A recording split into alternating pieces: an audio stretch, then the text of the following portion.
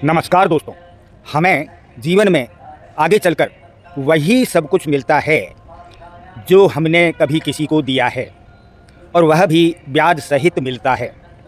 जैसा भी हमने किसी को सकारात्मक या नकारात्मक दिया है, वही हमें आगे चलकर मिलेगा। यह एक तथ्य है, यह एक सत्य है।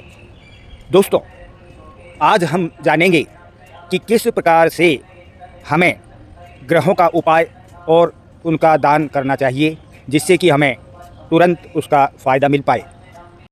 आइए जानते हैं कब और किस तरह से किस ग्रह का उपाय करना चाहिए, जिससे कि हमें फ़ायदा मिले, नुकसान न हो और फ़ायदा भी तुरंत मिले। दोस्तों, जब भी हमारे कोई भी ग्रह छठे भाव के ग्रह से, अष्टम भाव के ग्रह से और 12वें भाव के ग्रह से दृष्ट हो जाए, या जिस ग्रह की भी हमारी दशा चल रही है उस ग्रह की दृष्टि अष्टम भाव के ग्रह की दृष्टि से, छठे भाव की दृष्टि से और 12वें भाव की दृष्टि से दृष्ट हो, यानी किसी भी तरह से हमारे दशा, अंतर्दशा और प्रत्यंतर दशा वाले ग्रह की दृष्टि या छठे भाव, अष्टम भाव और 12वें भाव के ग्रह की दृष्टि आपस में मिलती हो, उस समय हमें उस ग्रह का दान करना चाहिए, जिससे कि हमें पूर्ण फल मिल सके और वह ग्रह सकारात्मक हो सके। यानी सर्वप्रथम हम यह बात देखेंगे कि वर्तमान में हमारे जीवन में कौन से ग्रह की दशा, अंतर्दशा और प्रत्यंतर दशा चल रही है।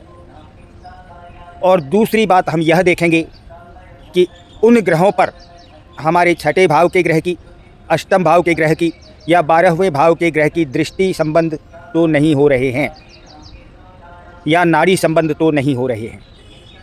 तभी हमको उस ग्रह का उपाय करना चाहिए, जिससे कि तुरंत ही हमें फल मिल पाए और वह ग्रह सकारात्मक हो पाए और उसका हम पूर्ण लाभ उठा सकें।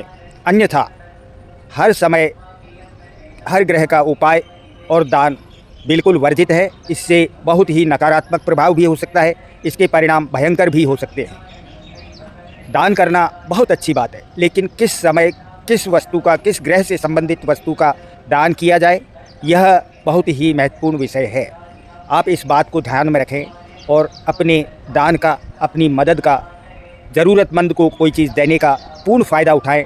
अन्यथा इसका कोई भी फ़ायदा तो नहीं होगा, नुकसान ज़रूर हो सकता है।